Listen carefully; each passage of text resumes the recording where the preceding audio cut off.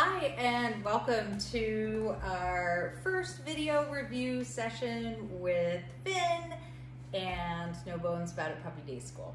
So our first week, we are really just working on getting the puppy, and please excuse my other friend who's not happy that he's not up here. He's making a lot of noise down there. So our first week, we're really just focused on what we call foundation games.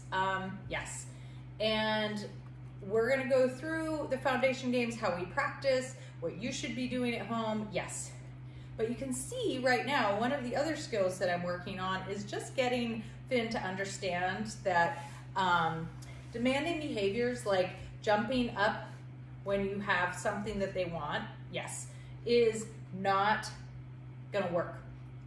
So when your puppy is doing something like an attention-seeking behavior or trying to get something and they're doing something that you don't like, you know, we want to try to give them as little reinforcement as possible, or none if that's even possible. So what I do is I just ignore the puppy until, if I can, if it's not something that's so aggressive or bothersome, like ripping at clothes or things like that. I want to try to ignore that behavior as much as I can, and then as soon as the puppy does something I like, I'm going to use what we call a marker word. Please read about the marker word in your handbook, and yes, go find it. And then I use my marker word to say, yeah, that's exactly what I'm looking for, and then I follow up with a reward. That way, he's gonna start making those better choices all the time because those are the things he starts getting rewarded for. So, so it's perfect time for me to practice with just having my treats sitting here in my hand, and when he is offering me a nice behavior like calm sit, I can just be giving him lots of rewards for that. You're doing a nice job. Thank you, sir. All right, so then what we're doing is we're moving on, and let me just do a version of that where I'm standing up also, okay? So that changes things a little bit. So I'm standing here, I have my treats. I'm gonna make this a little harder. I'm gonna show him that I've got my treats. I'm gonna tease him a little bit on purpose. I'm gonna see what his choice is. We've been working on this all week, very nice. So his choice is, yeah, I know that if I want to get rewarded, I'm going to sit nicely for you. Okay, let's try. Go find that. Find that. Hi. Yes. So we want to eliminate that jump so we don't get that at all. But right now, go find that. Hi. What's up, buddy? Yes. Good. Very nice. So I'm adding movement, I'm making him run around a little bit, and as he approaches, what's his choice gonna be? Yeah, his choice was very nice. But again, longevity, when I'm making him wait longer, he sometimes will revert back to that sit, and we'll work on longer periods of time. Yes, good job. So that he learns, no matter what, that's not a behavior that I do. So I can't obviously reward right away after that, so I would hold off. But again, this is just his first week of learning. His first week of school. It gets very frustrating when you don't get lots of cookies. All right, so we're gonna move on to our first game that we practice, which is called Name Game. It's literally the foundation, yes, for everything that we do, which is a stop, look, and listen technique. It means when you hear your name, yes, when you hear your name, you need to stop what you're doing and come find me and find out what I need. For a puppy, it can also be about teaching them their name, but the main skill is to make sure that you, under any circumstances, no matter what the distraction level is, no matter what's happening, that they learn to focus on you. So the way that we do it is we introduce something called a go find it game, where I just take a treat and I toss it just to distract the puppy, okay? So nothing more than a distraction. I usually just use kibble for something like that. So I'm gonna use my kibble. I'm gonna take a little piece and I'm just gonna say, Eddie, go find it.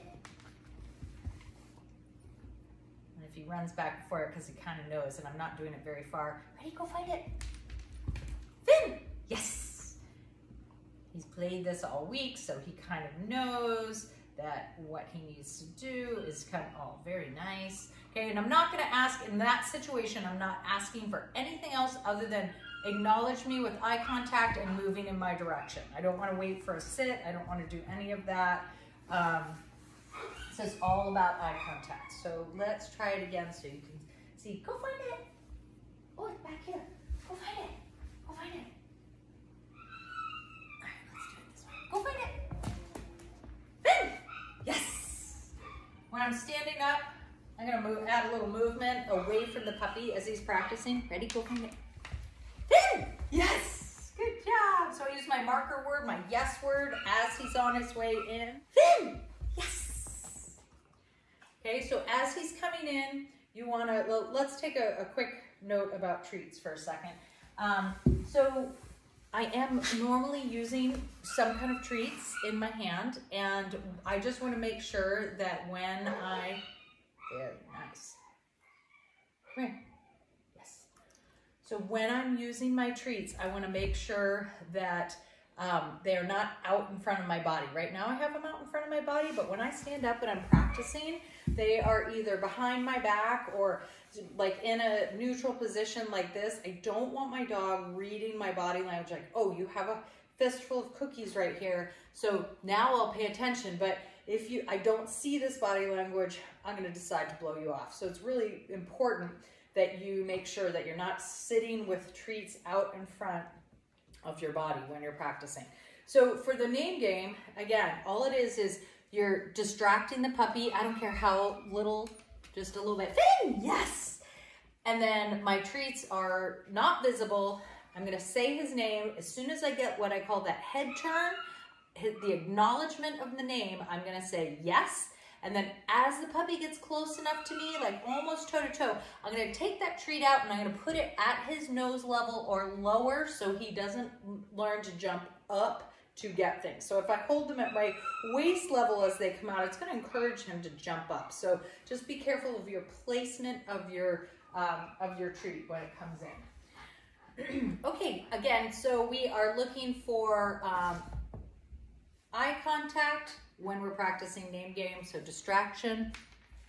Finn! Yes! Good job! And then if he sits before you can get your treat out, that's fine, but I don't want you to wait for that. I want you to really, Finn, go find it. Finn! Yes! Good boy. Good boy. You can always have him do a sit afterwards if you're working on that. Yeah, very nice. Good boy. He's a good boy. Good boy. So the secondary thing that we work on all week is what we call the touch or hand targeting. These are both skills that teach your puppy attention, and especially for hand targeting, we can use it as a distraction technique, as a way to refocus your puppy when they're doing things we would rather not have them be doing. And you'll see it over the course of the next 4 weeks. We utilize it in a lot of different scenarios. But basically all the puppy needs to do is to touch their nose to the palm of your hand. Okay, so what I'm gonna do is just get him over here so we can see it sideways. Touch. Yes. That's all they need to do. So you're putting out an open palm at his nose level. I was just gonna say, oh, I got a treat for that. You're putting out an open palm at his nose level. You're waiting for him to come touch the palm of your hand with his little nose. You're gonna use your marker word, yes, and then you are going to reward, okay? So I'm luring him over here just so you can see what this looks like. Touch, yes. Touch, yes. And then I'm delivering the treat right in front of his nose. Touch, yes.